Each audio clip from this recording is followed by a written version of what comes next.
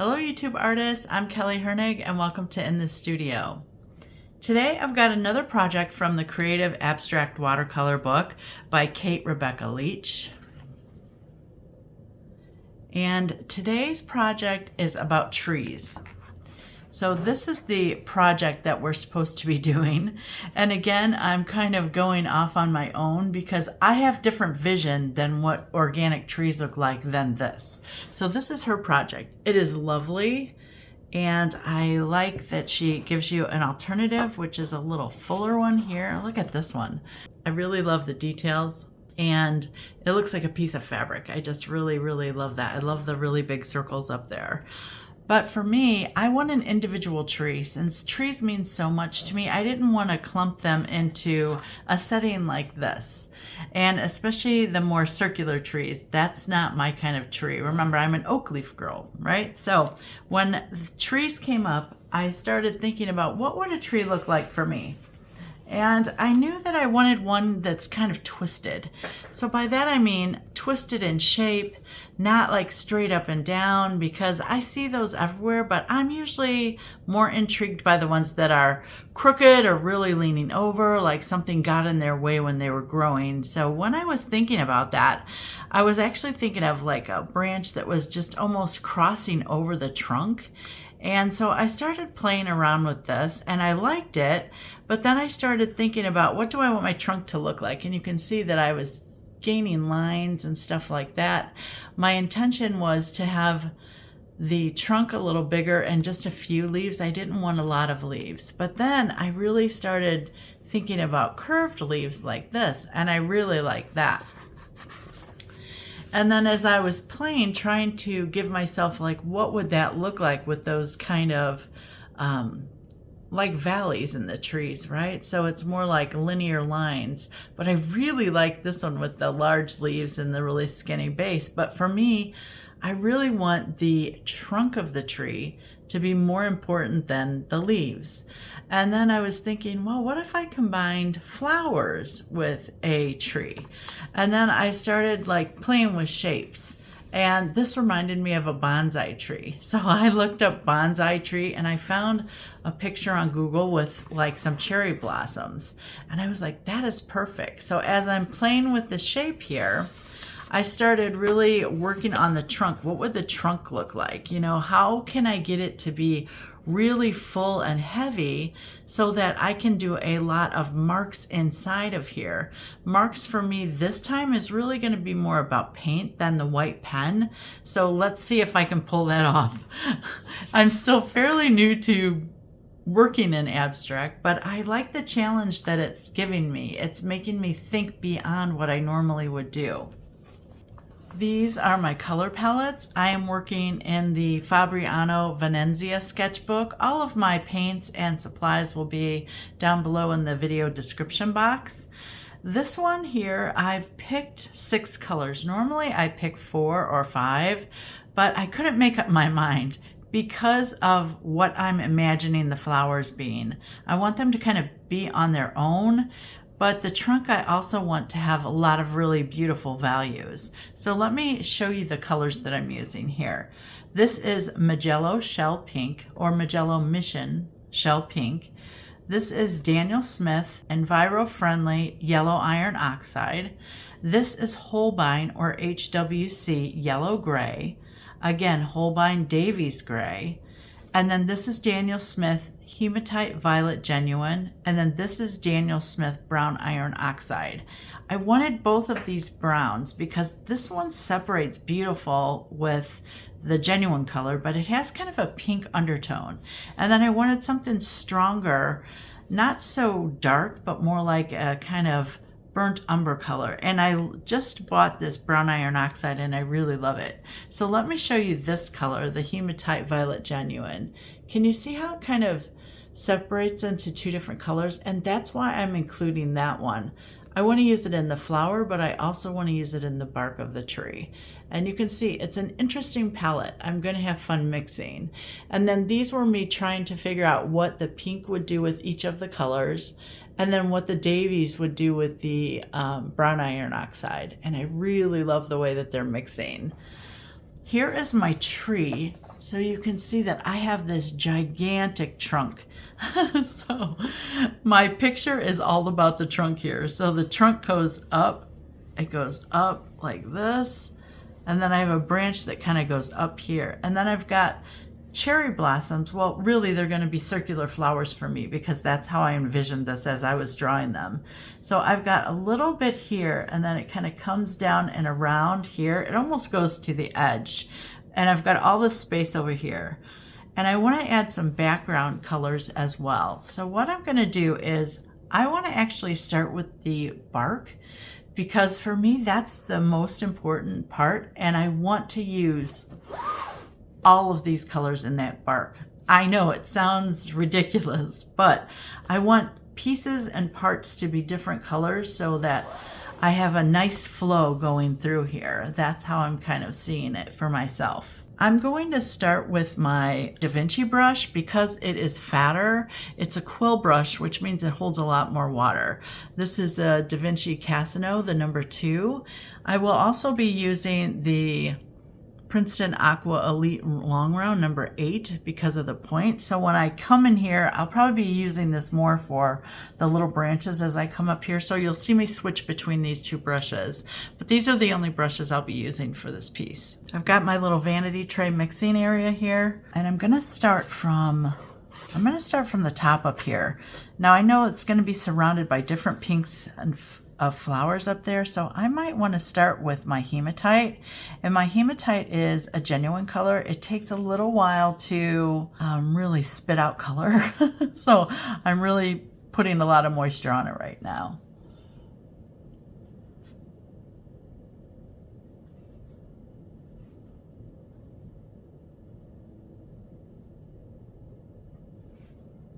Can you see this? It's already separating. Look at this, you guys. Can you see the colors? No, this is why I love this color, because it's just so beautiful with the different values, but also the different colors it allows me to play with. You can see that I'm pressing my brush flat, and that's to get more water.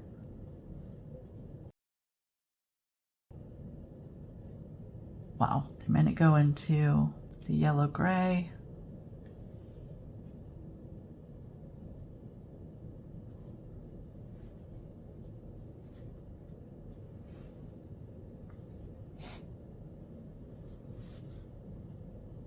I just really picked colors that I liked.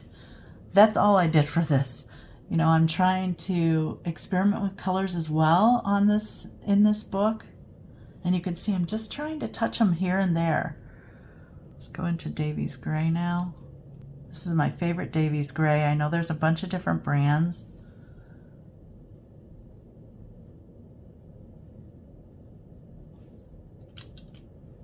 Loving how these are mixing. This is awesome.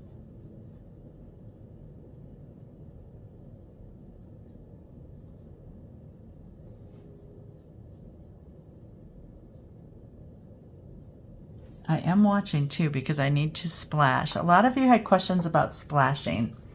So do you see how wet this is? Do you see the shine there? I want you to look at the shine over here.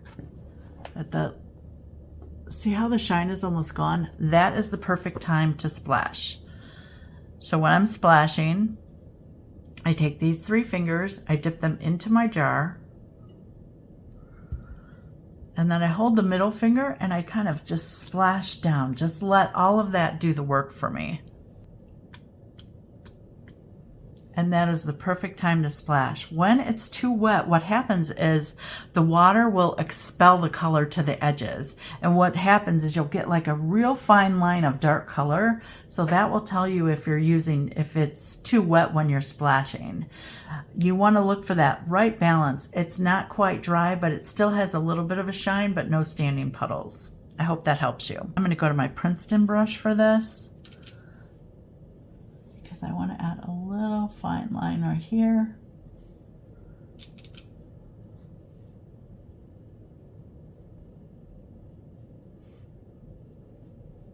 I'm going to go into the brown iron oxide.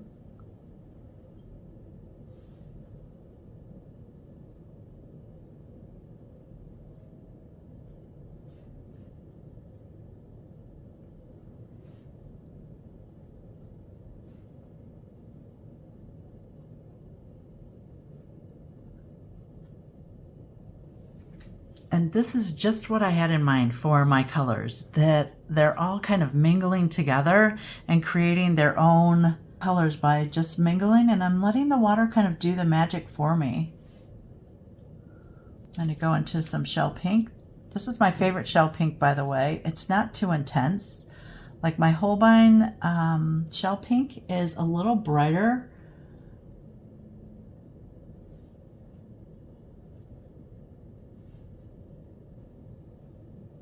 But I like the value of this one.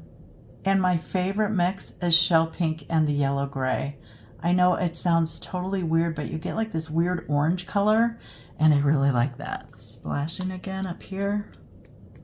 Going back to my Da Vinci brush now, I'm going to come back with the Hematite Genuine because I've run out of darkness here, and I want to make sure that I get that darkness.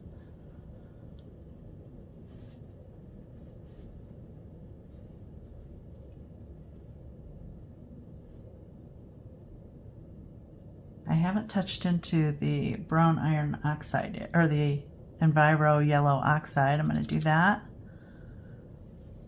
Let's just add that color here.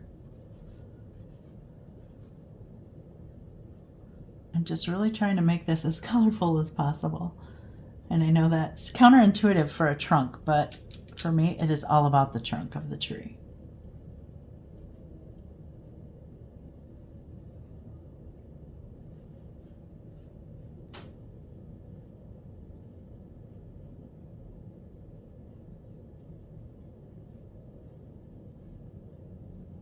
I love that pink and blue right there. You can tell it's already exciting me because of the colors, because of the shape. You know, this is unlike anything I've ever done, so it's pretty exciting. I mean, it almost looks like an amoeba right now, right? Or some kind of thing you would find under the sea, like some kind of seahorse. But that's exciting me because I'm just like, what's it gonna turn out like? I'm already anticipating the end, and that's kind of fun. Okay, I'm gonna fill the rest of this in and fast forward so that you're not here all day because we still got flowers to do.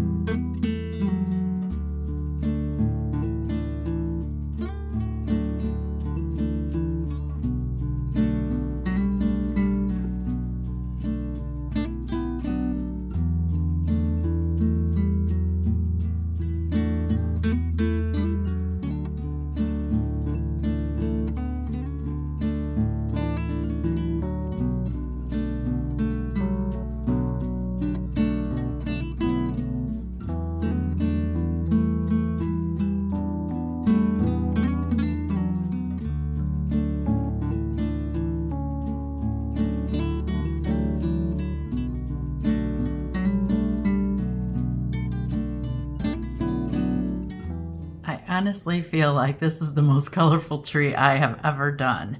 But I want you to notice how it kind of curves up, and you can see the lines all go this way and then they form upwards and downwards, right? So if you follow just the linear marks that I've made, you can tell that it's kind of gnarly tree. It's going to have really beautiful striations. At least in my mind, it already has beautiful striations. Okay, when we're talking about all of these flowers now, I'm envisioning pinks.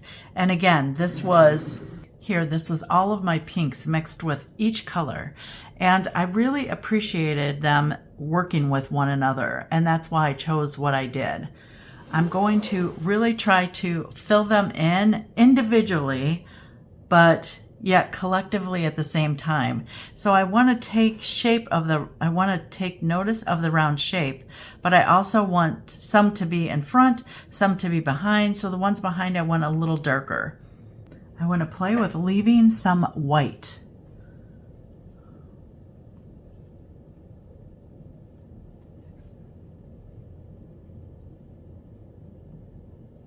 I'm trying it a little different. I'm going to be a little careful. I'm going to do the first couple with you real time, and then again I will fast forward.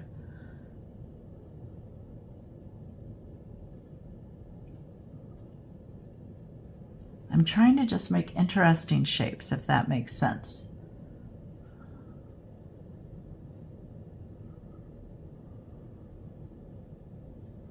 So there's the circle, but you can see the color here. And what I'm going to do while that's wet is I'm going to take just some other colors and just kind of dip them in there.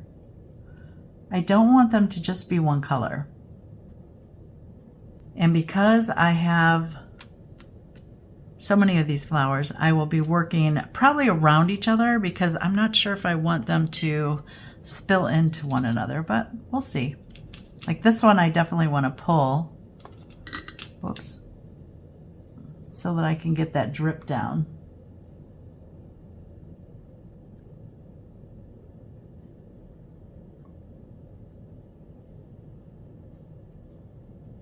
You can see that the pink is coming down. I like the when stuff does that.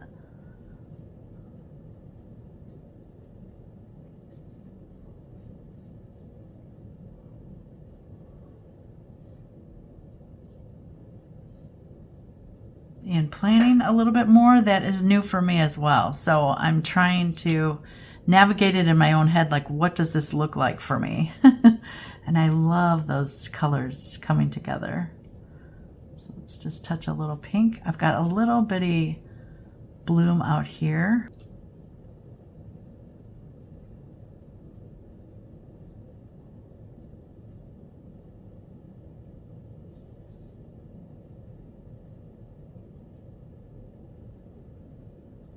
Just water on my brush. I'm gonna take a little of that off. Now this is already more interesting to me than what I've done in the previous episodes with flowers, because I'm trying to keep a lot of white space. Remember, my whole focus is on this trunk of the tree. I'm gonna do one more in the back here, and then I'm gonna go fast forward. So let's get that orange in there.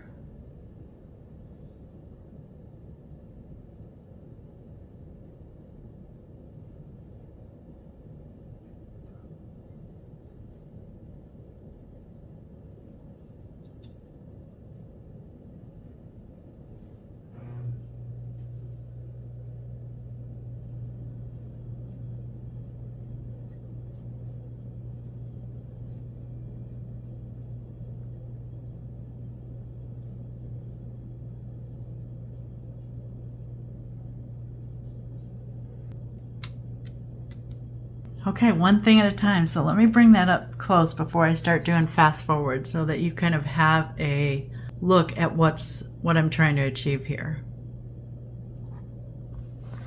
And you can't really tell what one flower is, where one flower ends. So here's the first circle, here's another circle, here's another circle, and then these are two little buds. And I want to pull one of those buds over here too. Just littler. Here we go.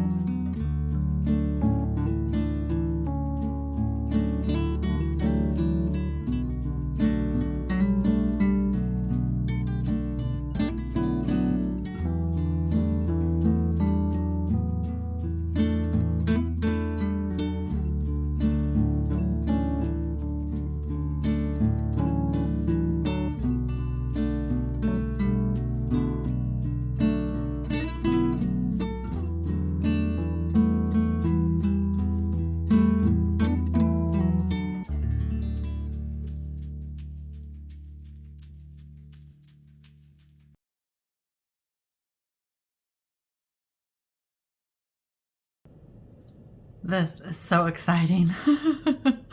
I can't even believe that I have done this. And I mean that truly from the bottom of my heart.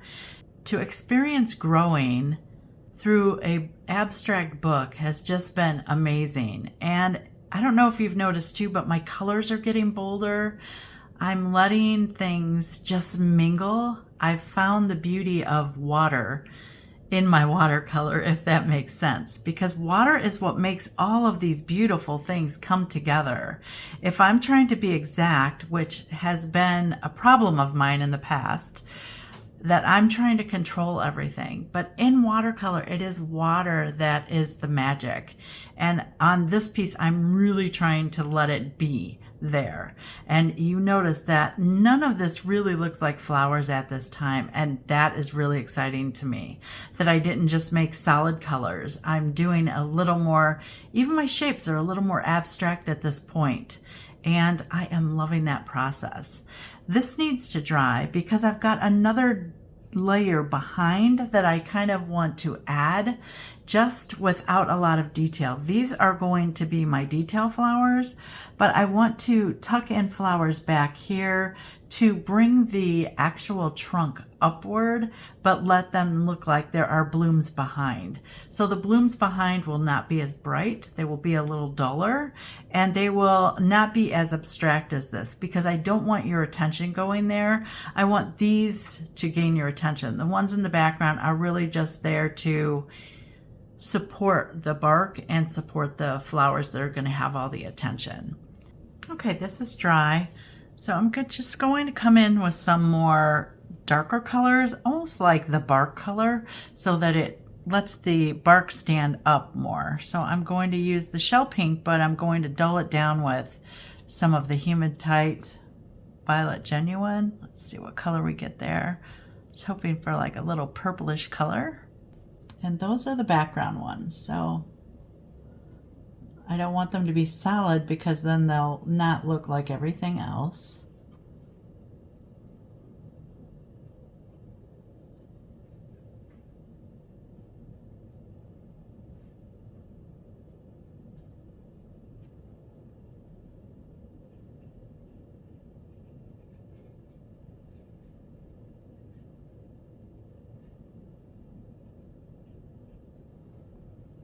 See how they tuck in, they're not as vibrant. When you are putting something in the background, think about making it a little grayer in color. With that, use the complements a lot. So think of red and green, blue and orange, yellow and purple. That will make them grayer and less distinct. So you want the brighter colors to be in the foreground or closer to you. You want the duller colors to be in the background. So a good way to do that is by using the complementary colors.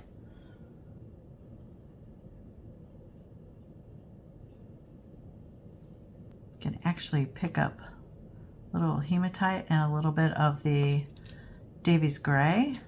Let's make it even grayer back there. More gray, more Davies. There we go.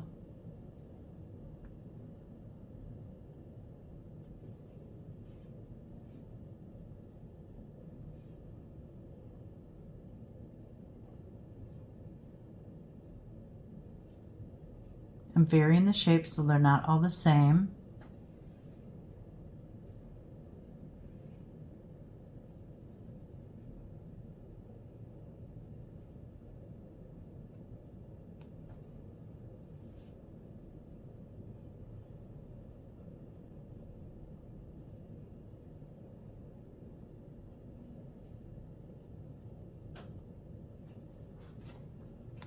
Got a little too heavy back there. I also want to splash those before they dry.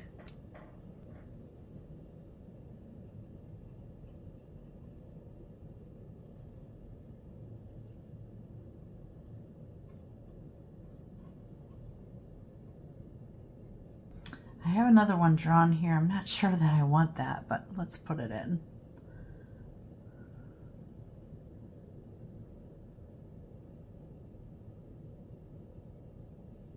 I'm okay with that right now. I like the way that it kind of disappears into the background, but yet it's there as atmosphere and it's pumping everything up forward, and that's great.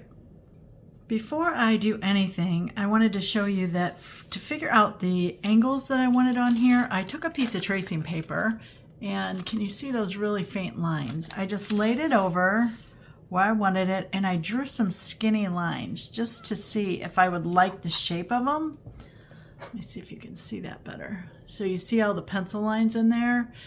I was trying to figure out the curves and if I wanted to wrap it over and around this. So think about a line coming here, going behind it, and then coming back out in the front. And that was just way too complicated. So I'm just going to kind of follow it up and let it just detour as it feels. I was also playing with centers up here. So I was trying different dots, like here's a little dotted center. Here's one with some little bitty dots. This one had more of a, think about a little deep edges with almost light in the middle. And I was just seeing if I liked any of those.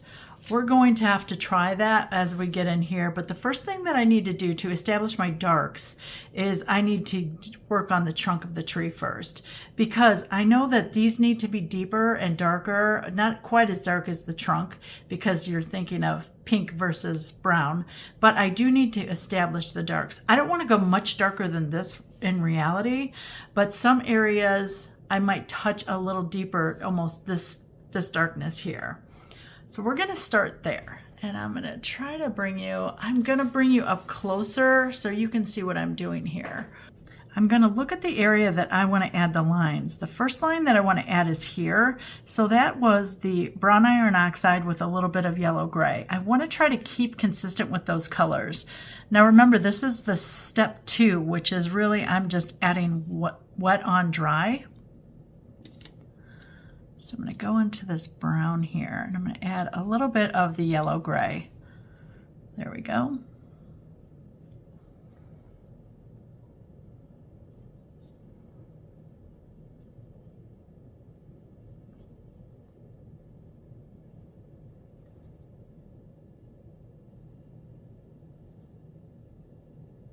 I want to flare kind of at the bottom. I want these to kind of look like roots, so I'm going to add singular lines through here, but I can already tell I need to go a little darker. I'm going to go a little darker with that dark brown.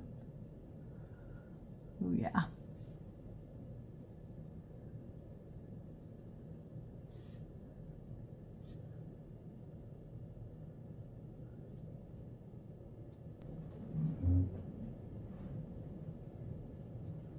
I'm going to go tighter on this curve here. Okay, I'm going to add a little more yellow gray, because again, it's yellow gray here.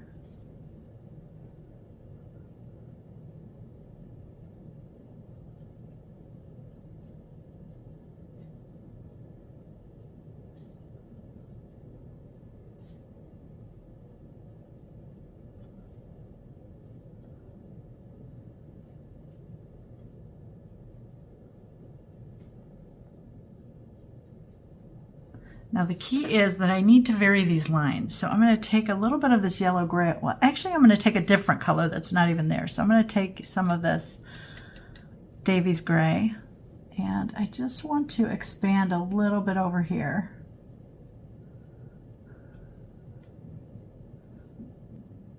Just to kind of soften that brown.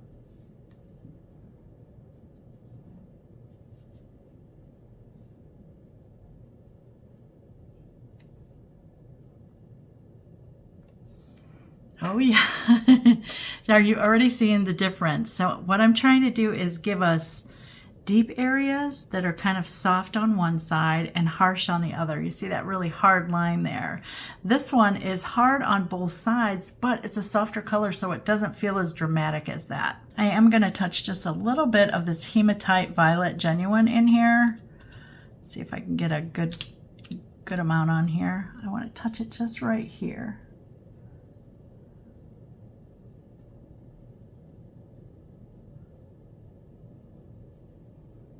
All right, now I can't splash. Right now I'm not going to splash. I'm kind of liking that it's getting a little more thicker in paint. and it's becoming more definitive, so I don't want the splashes. I want it now to kind of stand out from the texture of the tree. I want the texture back here to seem really kind of dreamy, where these lines are a little more harsh. Okay, we need to go into that pink. And I don't want to go too intense with that pink, so I'm going to add a little bit of the yellow iron oxide to it, just so that we can get a variation up here, and I want to take that all the way up.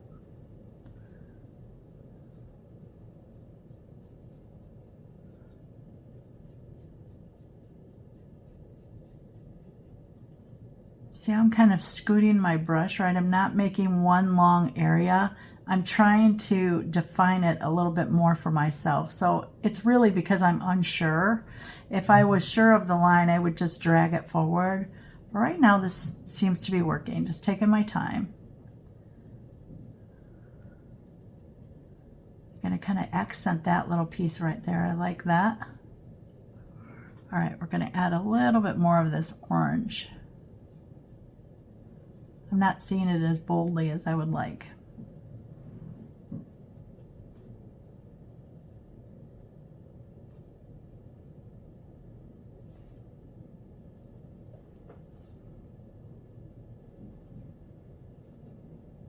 Are you guys nervous watching me? Because I'm really nervous showing this. I'm saying to in my head, please don't mess it up. Please don't mess it up. I'm going to go in with that orange and a little bit of the yellow gray and a little bit of the pink, just to make kind of an ugly color, because I'm coming in here and I want to come in and go wide.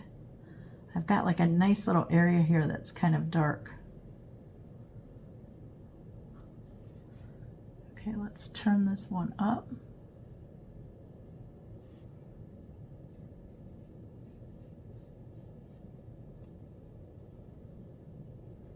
I'm just gonna curve that down a little bit. Okay, I'm gonna touch a little bit of Davy's Gray into that because we don't have any, but we're coming upon some. So it's just gonna dirty it up a little bit, and that's what I'm looking for. Let's actually scoot it into the blue here.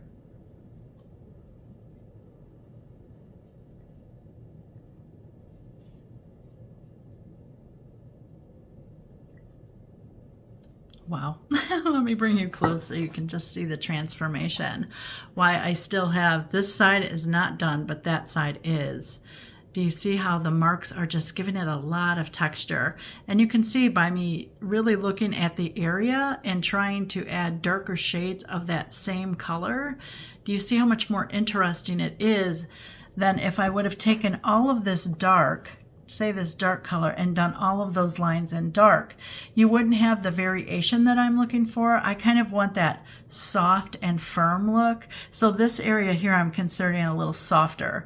That area here and that area up there is going to be a little firmer because it's like this is an inside edge, so I'm going to go a little deeper in there. This I like that the giant knot was kind of sticking out there and it led to the root, which is why I did it a little darker. So I'm going to work this in fast forward, and I probably won't show it all because really this little step here is probably going to take me an hour because of the delicacy that I want to do. I'm just going to keep building. I'm going to show you one over here that continues all the way up there because I think that's an important one. But before I do that, I want to deepen right in there where I've got a couple lines converging. So I've got this dark line here. Let's have that go down there. I've got the pink line here, and I've got this yellow line. I'm going to go really skinny on this yellow line and just kind of, do we define it? Yeah, that looks nice. So I've got that kind of arrow space going through there. I can probably define this little edge as well. Okay. I'm nervous. All right, this one.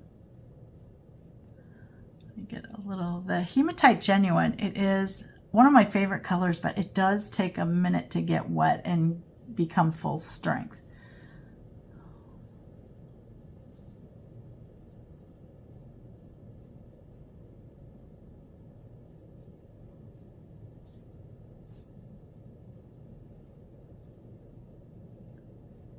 Wow, I like that a lot. Just kind of spider web it up.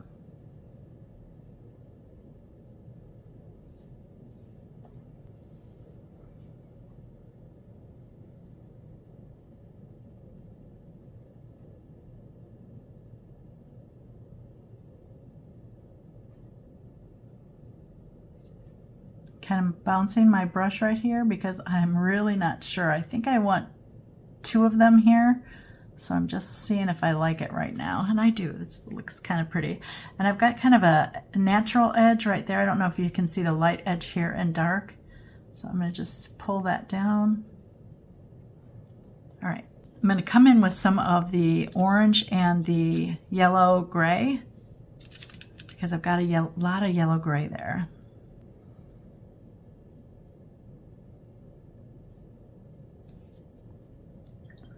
Way too thick here. I want it a little thinner.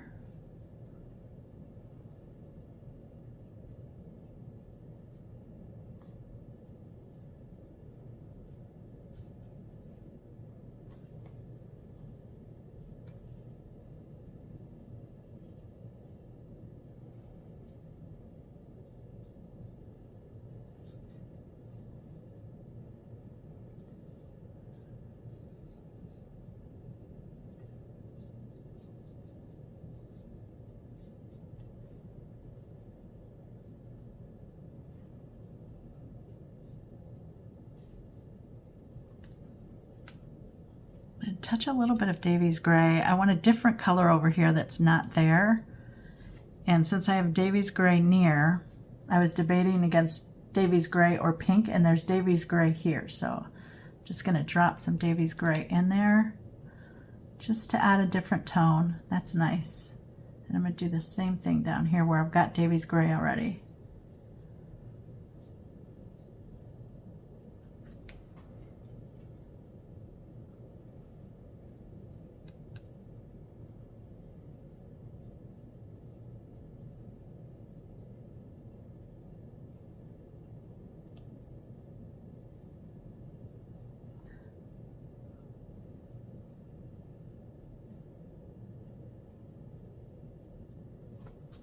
Okay, I've got a big section here, so you can see how I'm kind of curving it around. That looks nice, and that'll be my lines here. So I've got lines here and lines here. These are going to kind of converge here, and then they will split apart, just like the tree trunk there that splits apart. So I don't want to continue that and go all the way up. I want it to kind of make a new path as they kind of converge up this stem. I'm pretty happy with the way this looks. It's got a lot of interesting structures coming through here. But for right now, I'm going to just let that dry and go on into the flowers. For the flowers, I just want to add a nice little dark for the center and make sure that I'm layering the flowers. So this bud is on top of this bud, which is on top of these 2 buds. So I want to make sure that this one pops out. So by doing that, what I have to do is shade behind there to make this one come forward a little bit. I'm really happy with the values on that. And I really like this purple here. So that was probably Davy's gray and a little bit of pink. I'm gonna go a little darker now. I'm gonna touch a little bit of the Hematite Violet Genuine in there. There we go.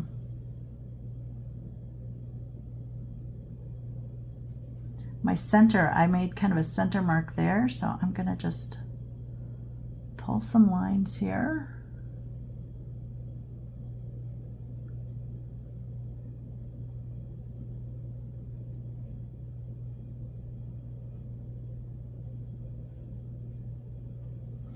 And that's a little too harsh for me, so I'm gonna blot with paper towel.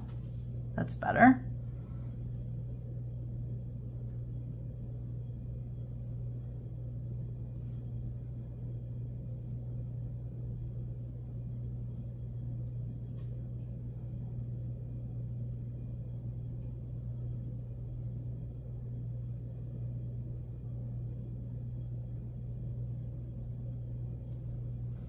Okay, I really like that. So I'm going to use that same dark over here. I've got almost the same color. This one's a little lighter. Imagine the center is right here. So for this one, I want to shade, oh, I kind of like those areas. Let's make this a little darker here.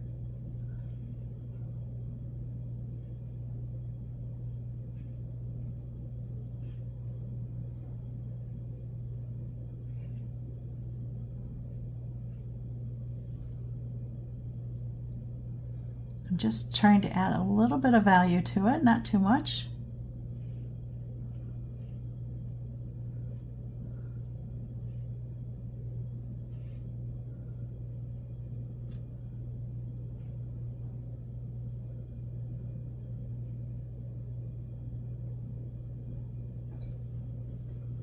Okay, I'm going to try to get just a little darker next to the center there. And I can always come in and darken that. Let me bring you a little closer, sorry about that. Okay, so then this one here was mostly pink with a little touch of the orange. So I'm going to come in with pink, a little bit of the yellow iron oxide, which is the orange. There's my center mark.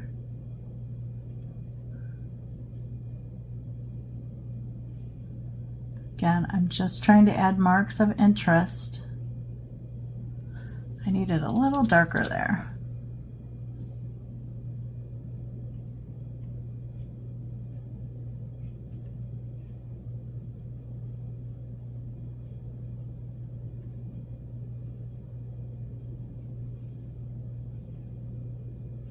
This is totally different than what I did on the other one, so I'm a little nervous. But I'm loving the way it's coming out so far. Let's make that softer.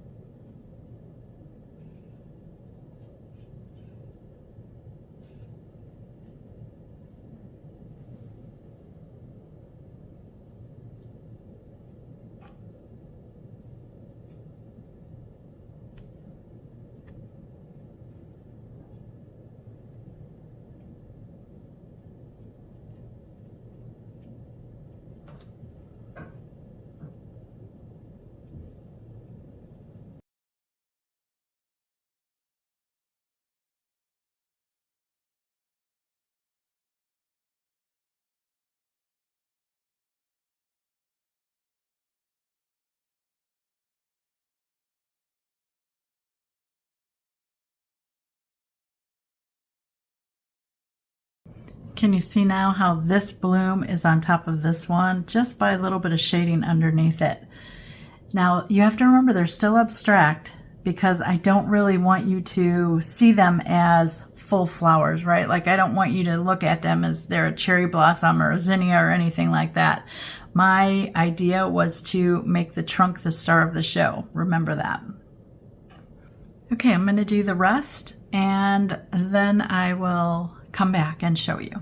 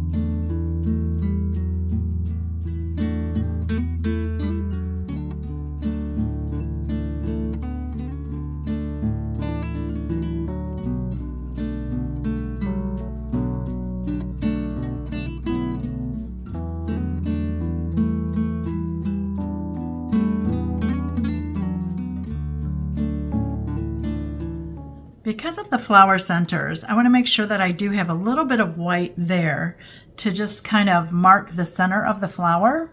So for that, I'm going to use the Uniball Signo pen in white. And I just want to, this is really wet. Let's go back to this first one over here. So I want to just kind of come in between the lines that I have there.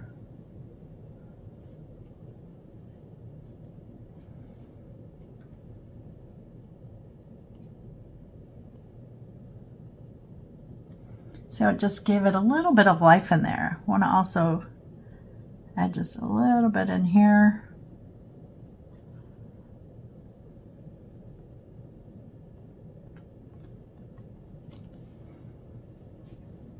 I want to kind of break those up. They feel a little heavy, so I'm just going to do like a little mark around them to kind of give them a dot.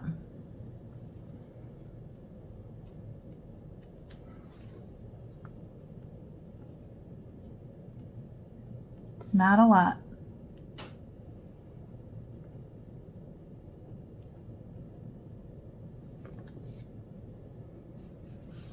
If I got a little heavy on a petal like here, I could add a little white line.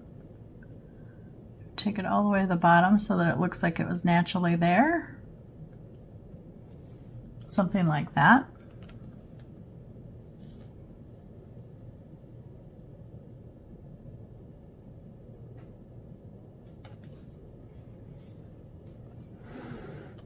These underneath ones I'm not doing anything to. I don't want to bring attention to them. Remember, they're in the background.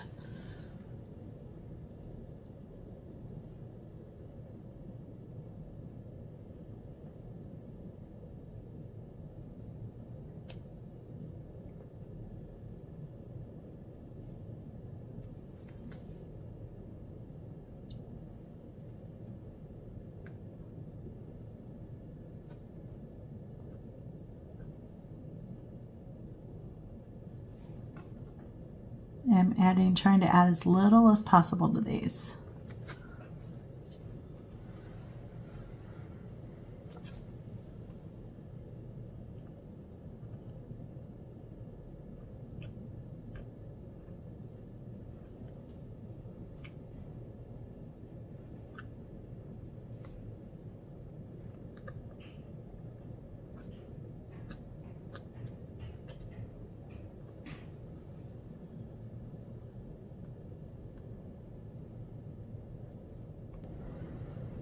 I'm really liking those. All right. Now for me, I see these as really abstract floral shapes, and I am totally loving that. I really love this area here. So what I don't like right now is this part of the tree. I've got these two orange lines. I don't really care for that.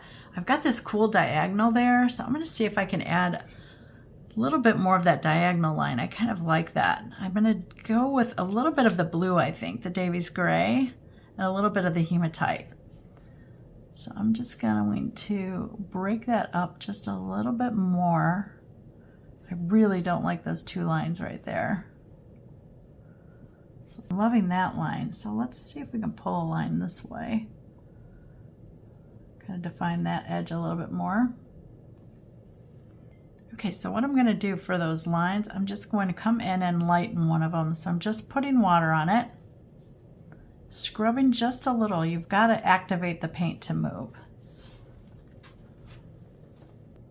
I'm debating whether to come in with a white pen and just add a circle to the outside.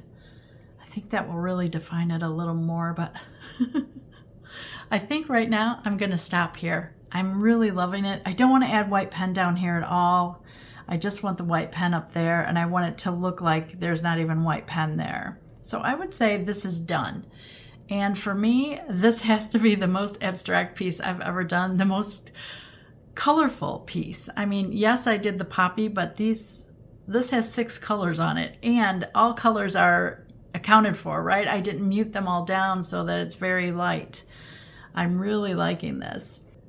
I hope you've enjoyed watching me explore the past 3 videos, the abstract leaf, the abstract poppy, and the abstract tree, because each one was done a little differently. And this one I say has to be my most freeform because I knew I didn't want to go in with a white pen. So I kept it a little more instinctive, but I also made it a little more linear, and my second layer of color was a lot more deliberate than the other two were because I was really relying on the white pen.